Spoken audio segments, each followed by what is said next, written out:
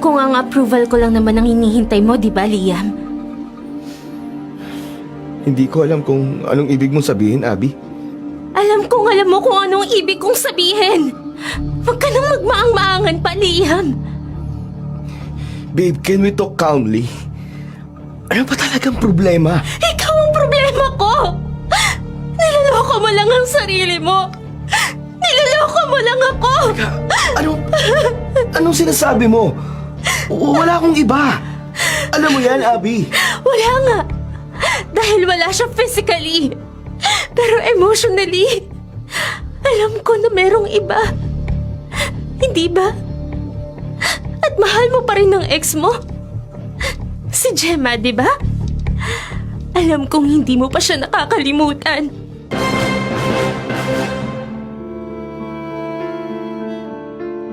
Ilang kanta na ba ang naisulat tungkol sa pagsisisi? Tungkol sa pagbabalik tanaw? Tungkol sa pagsariwa sa nakalipas? Tungkol sa pagnanais baguhin ang nakaraan? Ilang tula na ba ang inawit tungkol sa alaalang ayaw tayong patahimikin? Gaya na lang kay Liam. Si Liam ay nakatakda ng makasama pang habang buhay ang mabait at maunawaing kasintahan na si Abby. Pero tong si Liam ay ayaw pa rin patahimikin ang kanyang imahinasyon. Napilit na mamasyal sa mga taon na nagdaan. Sa isang pelikula na black and white. Sa isang love story na siya ang bida at ang ex-girlfriend na si Gemma. Mga kapatid, kilalanin po natin si Liam na patuloy na binubulabog ng tanong na nagsisimula sa tatlong pinakamakapangyarihang salita sa ating wika. Paano kaya kung?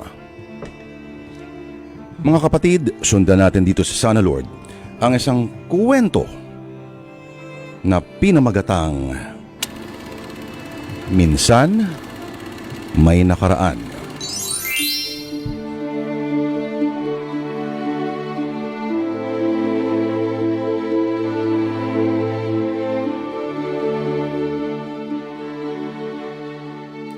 Hi, babe. Hi babe. Akala ko mamaya ka pa eh. Tatawagan na sana kita. Pwede ba naman kitang paghintayin? Here, I bought your favorite lunch. Shawarma rice and 2-piece spicy chicken wings. Thank you, babe. Nagugutom na ako. Tara, let's eat. Hindi na, babe. Kailangan ko na rin umalis eh. Kailangan ko nang bumalik sa car shop. Ay, sige. Basta, huwag mong kakalimutan yung dinner natin sa Sabado, okay? Teka, sa Sabado na ba yun, babe? Oo. Bakit nakalimutan mo? Hindi. Medyo nawala lang kasi sa isip ko. Busy lang talaga ako sa work eh. Pero huwag ka mag-alala. Pupunta ako. Okay. Sa bahay ha, 7 p.m. Huwag kang malilate. Yes, boss. Sige na, bumalik ka na sa shop mo, baka matraffic ka pa. Okay, babe. Enjoy your lunch. Mwah! Mwah.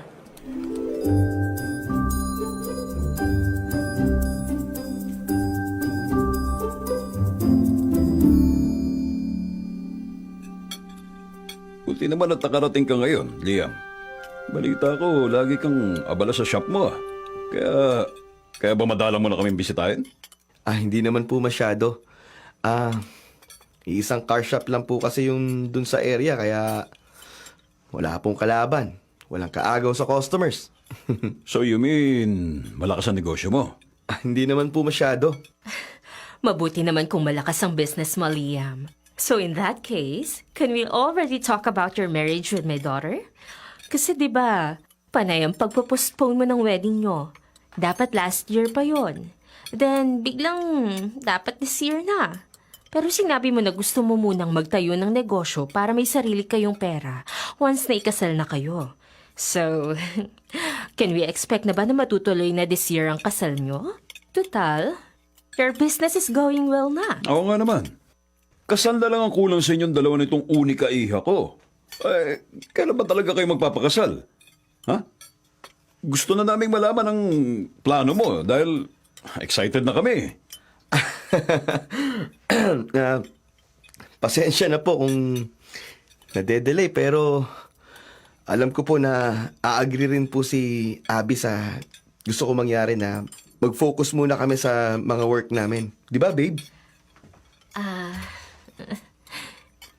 Pero hindi na kami bumabata, Liam, Abby. Aba, gusto pa rin naman naming maalagaan ang mga magiging apo namin sa inyo. Tama ang tita Lea mo. Gusto na talaga naming magkaapo. Mommy, Daddy, pwede po bang wag na muna nating pag-usapan yan ngayon? Let's just enjoy our dinner. Sige. Okay, anak, sure. O sige, pumasok ka na sa loob, babe. Gabi na. Baka sipunin ka pa niyan. Hindi mo naman ako kailangang ihatid pa. Can we talk tomorrow, Liam? Tomorrow?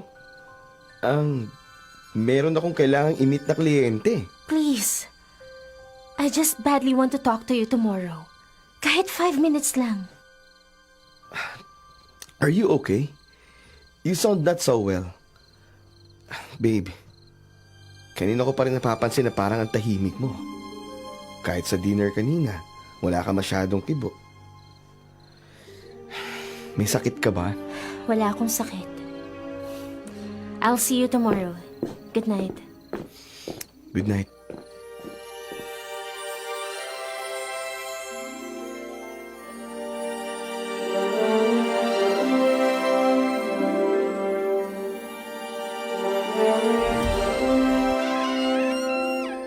Oh! Anong ginagawa mo rito sa kwarto ko? Kinakain mo pa yung snacks ko, ha? Reward ko to. Remember? Ayan na yung mga pinapahanap po sa amin ni Mama sa lumang bahay natin, Kuya. What? Teka, kompleto ba to? Nahanap nyo ba lahat? Baka may hindi pa kayo nakita sa bahay. Ewan. Wala na kami nahanap sa bahay eh. Hinagilap na namin ni Mama lahat ng mga lumang gamit mo. Ang hirap hanapin yan, no? Pero teka nga, Kuya. Anin mo ba yan? Bakit pa pinahanap sa amin ni Mama lahat ng mga love letter niya ng dating girlfriend mo? Eh di ba nga, hindi ko na siya mahanap sa Facebook. Kaya dito ko siya hanapin. Hanapin mo siya gamit yung mga sulat niyo dati? May address dito na pwede kong puntahan. Hahanapin ko yung huling sulat na pinadala niya sa akin. Eh, bakit mo siya kailangan puntahan, Kuya? Tsaka, di ba yan yung ex mo na biglang hindi na lang nagparamdam sa'yo? Huwag mo sabihin na di ka pa nakaka-move on dyan. Masama bang hanapin siya? Gusto ko lang naman na malaman kung kumusta na siya at kung anong buhay na meron siya ngayon. Eh kung mahanap mo siya, paano si Ate Abby? Tsaka, payag ba si Ate Abby na hanapin mo ang ex mo? Naku, siguradong hindi yung papayag. Siguradong masasaktan si Ate Abby, Kuya. Dami mong tanong. Lumabas ka na nga ng kwarto ko, Mikey. Labas na! Ay, grabe naman to. Kailangan talaga may tulak. Lumabas ka na. Oo na, ito na.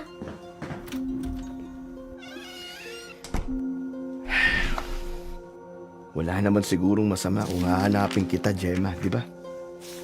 Ayun ang magagawa ko. Sa kabila ng ilang taong hindi natin pagkikita at pag-uusap, ikaw pa rin na nasa utak ko. Ikaw pa rin ang iniisip ko.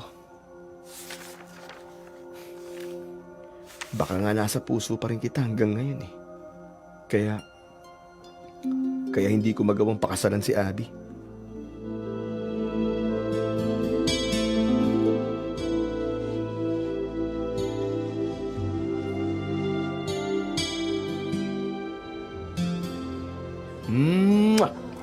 Sorry babe, I'm late. Traffic eh.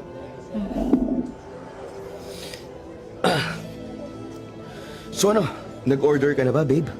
Anong gusto mong kainin? Should we grab some dessert or... Gaya ng sinabi ko, 5 minuto lang ang kukunin ko sa oras mo ngayon. Cold ka pa rin hanggang ngayon? May ginawa ba akong mali babe? Kahit yung mga text ko hindi mo sinasagot. May problema ba tayo? Tinatanong kita tapos hindi ka magsasalita.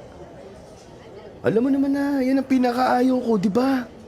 Ayoko ng silent treatment, Abby. At ayoko rin ng pinapaasa, Liam.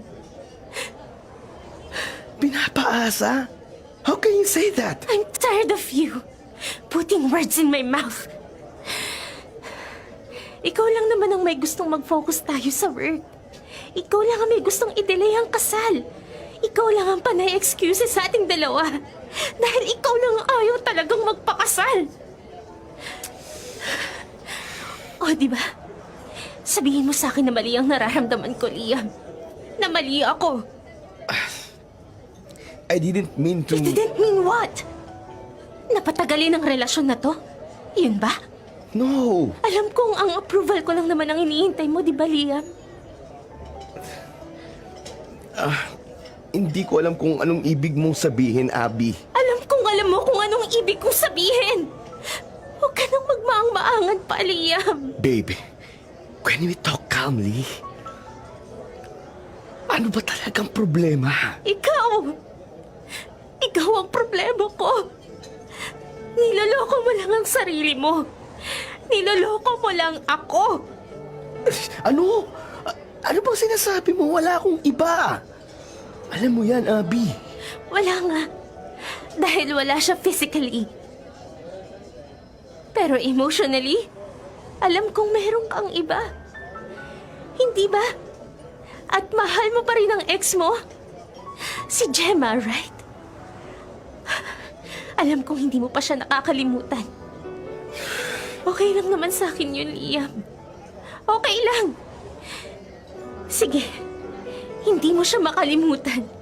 Pero bawing-bawi naman yun dahil mabait ka sa akin. At hindi ka pabayang boyfriend. Malambing ka at sweet. Gusto ka rin ng parents ko. Pero habang tumatagal na, pinapatagal mo lalo ang kasal natin. Alam mo ba kung gaano ako na-frustrate? Pakiramdam ko hinihintay mo lang talaga siya na makita ulit. Tapos ano? Tapos iiwan mo ko. Makikipaghiwalay ka sa akin kapag nahanap mo na siya? Ganun ba yun? Sumagot ka. Hindi ko intensyon na maramdaman mo yun. Pero yun ang pinaparamdam mo sa akin, Liam. At yun ang pinapakita mo sa akin. Akala mo ba hindi ko nakikita ang search history mo sa mga social media mo? Hinahanap mo siya, di ba?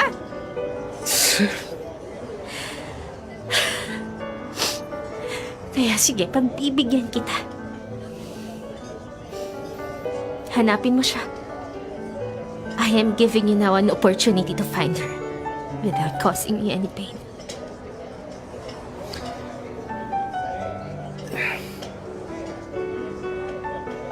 Ano? Pinapayagan kitang hanapin mo siya. Liam, let's take a break. Find her. And find yourself. Tsaka ka na lang bumalik sa akin. Kung talagang sigurado ka na. O kung talagang desidido ka na na makakasalan mo ako. Bumalik ka kapag siguradong buo ka na. Unfair to sa'yo, Abby. Matagal ka nang unfair, Liam. Matagal na. Simula nang pumasok ka sa relasyon na to nang hindi mo pa rin siya nakakalimutan. Doon pa lang unfair ka na. Doon pa lang niloloko mo na ako at dinadaya mo ng sarili mo. Pero kahit ganun, I still love you. That's why I'm letting you go for now.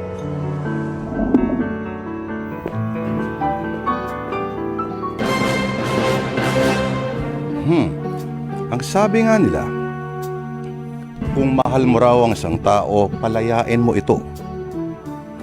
Dahil ang pag-ibig daw na tunay ay hindi sakin at walang pagsasarili. At ganyan mismo ang ginawa nitong si Abby nang hinayaan ng kasintahang si Liam. Nahabulin ang hinahanap ng kanyang kalooban. Wala namang ginagawang kalokohan si Liam. Walang sideline. Walang ginagawang kataksilan. Pero sa kanyang puso at isipan ay iba ang usapan. Physically present pero emotionally empty and unavailable. Si Liam ay bihag ng kanyang nakaraan. Pero iba ang nasa harapan pero iba ang sinisigaw ng puso. Ibang pangalan. Ngayon si Abby sa kanyang pagpayag kay Liam sa paghabol sa nakaraan. Kanyang hinayaan si Liam ano ang pupuntahan ng kanilang kapalaran. Bakit nag-iimpake ka ng mga gamit mo? Ikaw na muna ang bahala dito sa bahay, Mikey, ah. At saka, huwag mong sasabihin kay mama na sinarado ko muna ang shop. Kapag ginanap niya ako, ang sabihin mo ay abala lang ako sa shop, okay? O kaya, marami akong kliyente. Ha? Teka, bakit parang nagpapaalam ka? Saan ka ba talaga pupunta, kuya? Bakit parang tagal mong mawawala? Tama ka. Di ko nga alam kung hanggang kailan ako mawawala. Basta desidido na ako ngayon. Hahanapin ko si Gemma. Ano? Totoo ba yan, kuya? Pero paano si Ate Abby? Alam ba niyang balak mong gawin? Oo. Alam na ni Abby. Nakapag-usap na kami kanina. At siya mismo nagbigay sa akin ng paintulot na hanapin ko si Gemma. Oo? At naniwala ka naman na bukal yung sa loob ni Ate Abby, kuya? Bukal man o hindi, wala na akong pakialam, Mikey. Isa lang ang gusto kong gawin. Isa lang ang gusto kong mangyari. At yun ay muli kong makita si Gemma.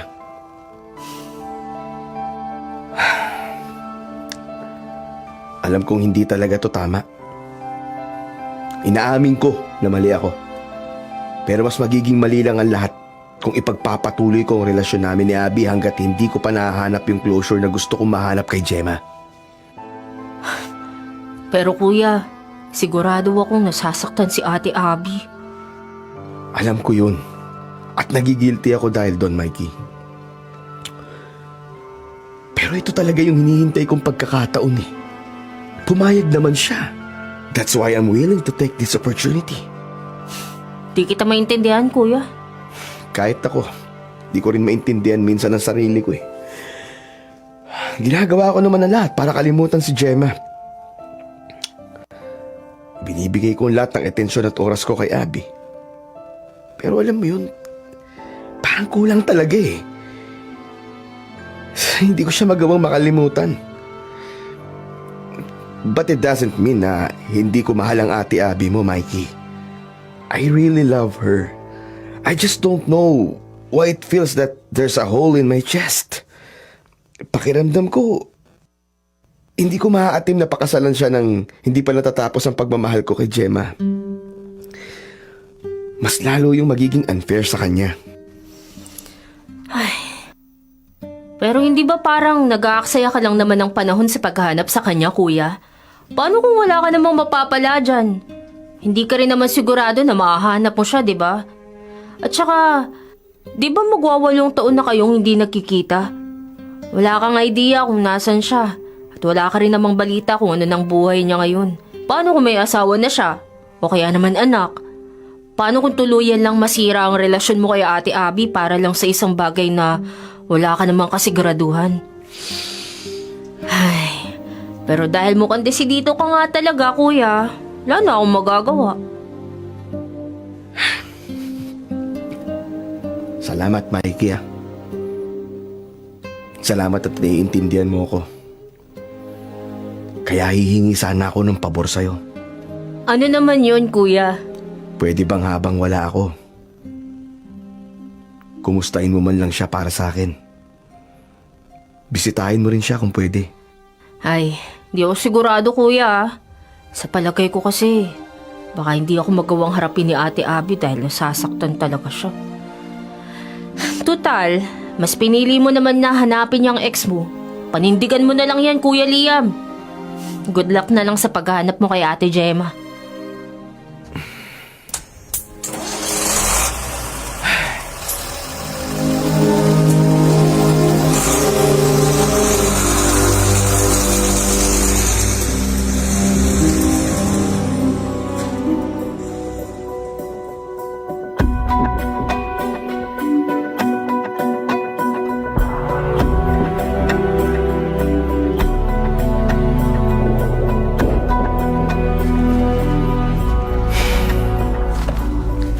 Ito na ang huling sulat na pinadala niya sa akin bago ko siya tuluyang hindi na mahagilap.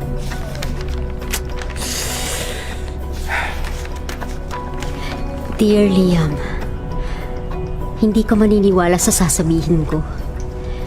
Pag-aaralin ako ng tiyahin ko sa probinsya nila. Pumayag sina mama at papa para may katulong na rin si Chang sa pananahi roon. Kumusta ka na pala dyan sa Maynila? Sana maayos ang pag-aaral mo ng kolehiyo dyan. At sana nag-aaral ka ng mabuti. Huwag kang babarkada ha. Alam mo naman na distraction lang yun sa pag-aaral mo. Pasensya na kung hindi naman nangyari yung usapan natin na sa pareho tayong school na mag-aaral ng kolehiyo. Ikaw, nandyan sa Maynila habang ako ay sa probinsya ni Chang mag-aaral. Pero alam ko naman na naiintindihan mo yun. Dahil ang mahalaga ay 1 taon lang akong hihinto sa pag-aaral. Namimiss ko na rin kasi mag-aaral eh. Ito nga palang address ng tita ko sa Real, Quezon. Dito mo na ipadala ang mga sulat mo sa akin. Kasi sa linggo na ang alis ko. Hihintayin ko ang sulat mo. Mahal na mahal kita, Liam.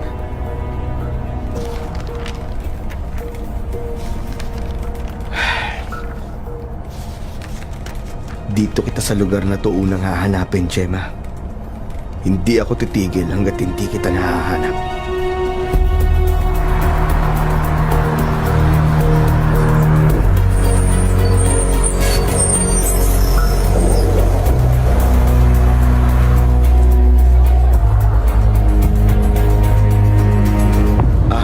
Ale, magandang tanghali ho. Pwede ho ba magtanong? Aba, oo naman. Ano ba yon? Alam niyo ho ba kung saan ho ang Purok Dalisay? Purok Dalisay na nga to. Dayo ka ba rito? Opo, ganun na nga. May hinahanap po kasi ako na taga rito eh. Ganun ba? Sabihin mo na lang kung anong pangalan ng tao na hinahanap mo rito. Siguradong masasagot kita dahil matagal na akong nakatira dito. Halos kilala ko na lahat. Ganun ho ba? May kakilala ho ba kayo na Christina Tatlong Hari? Ha? Bakit mo ako hinahanap? Kayo po si Ma'am Christina? Tinay na lang. Oo, ako nga. Ano bang kailangan mo sa akin? Ako po si Liam. Liam? Sinong Liam? Wala akong kilalang Liam. Dati po akong nobyo ni Gemma. Ito po yung mga sulat na natatanggap ko galing po sa kanya. Oo. Natatandaan na nga kita. Ikaw yung lagi nagpapadala ng sulat dito sa pamangkin ko. Ako nga po yun. Ano namang kailangan mo? Nariyan po ba si Gemma? Naku, wala siya rito. Kung yun ang pinunta mo, wala kang malalaman sa akin. Hindi ko alam kung nasan siya eh. Ho? Pero di po ba dito siya nakatira dati? Ang alam ko rin po kayo po nagpapaaral sa kanya. Oo, ako nga nagpapaaral sa kanya. Pero hindi siya nagtagal dito. Naghiwalay kasi kami ng asawa ko. Wala na akong pera na pinagkukunan kaya hindi ko siya naipagpatuloy sa pag-aaral niya. Akala ko nung nagpaalam siya sa akin babalik siya sa probinsya, dun sa magulang niya.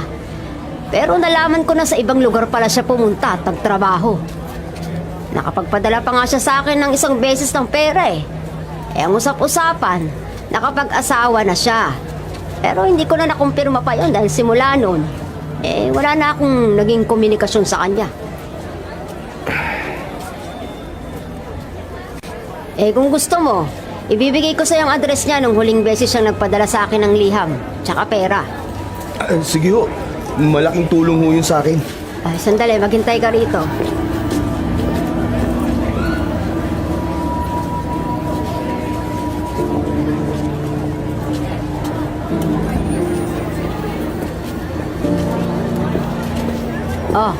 Ito yung sulat. Hindi ko masisiguro na nandyan pa talaga siya sa lugar na yan o kung makikita mo pa ba siya dyan. Ikaw na lang bahala. Oo, maraming salamat po. Malaking tulong na po ito. Sige ho, mauna na po ako. Maraming salamat po ulit. Sige. Sa panahon ng social media, digital satellites, location services, GPS, at kung ano-ano pa, akala natin ay wala nang mahirap hanapin sa mundo ngayon. Opo. Pero napagtanto ni Liam na sadyang may mga bagay at mga taong mahirap pa ring matuntun. Sa mga sandaling yon, pakiramdam ni Liam ay unti-unti nang nababawasan ang kanyang lakas ng loob. Nababawasan din ang kanyang tiwala na mahanap ang dating kasintahan. Gayong wala na pala sa dating tinitirhan. Naisip niya na baka tama yung sinabi ng kanyang kapatid, na baka wala naman talaga siyang mapala sa kanyang ginagawa, at pawang pagbabaka sakali na lang ang lahat ng ito. Makita pa kaya uli ni Liam itong si Gemma, at kung mahanap man niya ito magustuhan naman kaya ni Liam ang kanyang matagpuan.